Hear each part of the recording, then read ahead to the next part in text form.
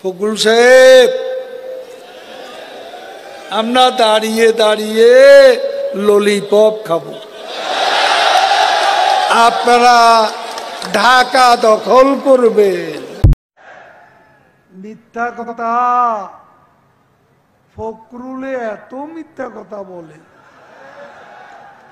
ফখরুল ভাই দেখতে তো মনে হয় একটা ভালো মানুষ, আপনার মুখে মধু, অন্তরে এত বিষ কেন? আরে এত বিষ কেন? এত জ্বালা।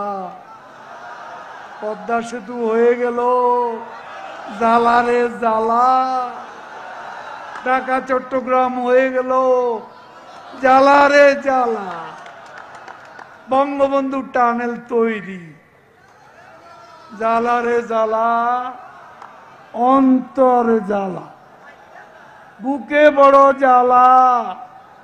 নিজেদের কিচ্ছু নাই, জিরো হয়ে গেল নিজের টাকা।